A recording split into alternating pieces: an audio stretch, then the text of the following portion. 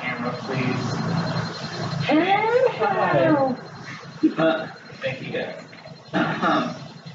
A tradition older than all societies we know today, the chewing of the coca leaf is a practice that archaeological evidence shows us has been happening for over 8,000 years.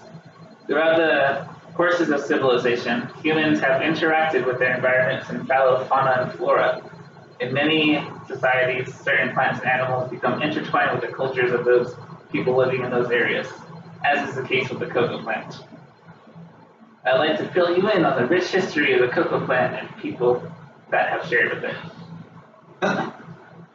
According to an article by Jason Palmer in the BBC News, there's evidence of the coca leaf being used over 8,000 years ago.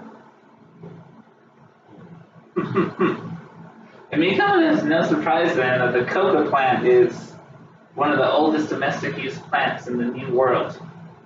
Dr. Hurtado also mentions that its use was in social interactions, religious ceremonies, and was used as a panacea to cure any and all illnesses and sicknesses. They even used the plant to attempt to predict upcoming events. This extensive use and history of the coca plant in the land has led to it being ingrained in the cultures of all those peoples.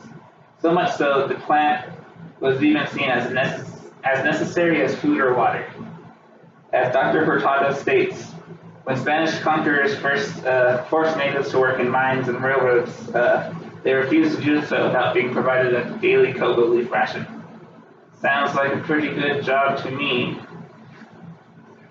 A royal official had even wrote to his leader, King Philip II of Spain, to do away with coca is like doing away with the existence of Peru, lending to that strong association between the indigenous people and the coca plant.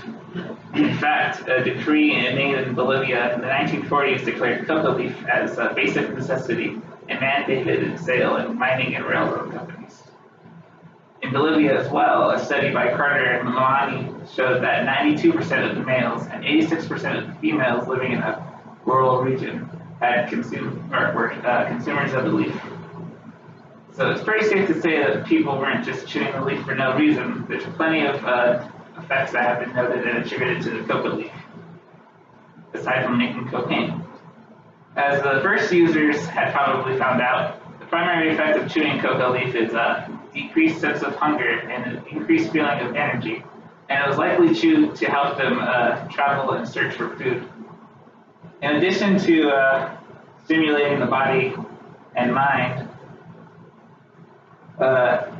anxiety from social interactions had also been reduced, according to Amy B. and Jeremy Joscelyn. They also attributed an effect of gastrointestinal relief to the drinking of coca leaf tea, as was observed from traditional use, being able to reduce stomach pain, intestinal spasms, indigestion, and nausea.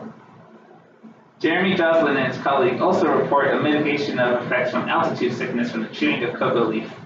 Interestingly enough, the use of the plant also increases in populations found in higher elevations, probably due to the plant's altitudinal benefits. The use of the coca plant in Andean cultures and pre-Andean cultures have its basis in the plant's desirable effects, which are still being experienced today by modern traditional users. Although research into coca leaf ceased completely once cocaine had been isolated, it never faded in the eyes of its original users, continuing to utilize the plant in the same manner as their ancestors had, showing a powerful bond that has lasted for millennia between man and a plant. And nice. now, can you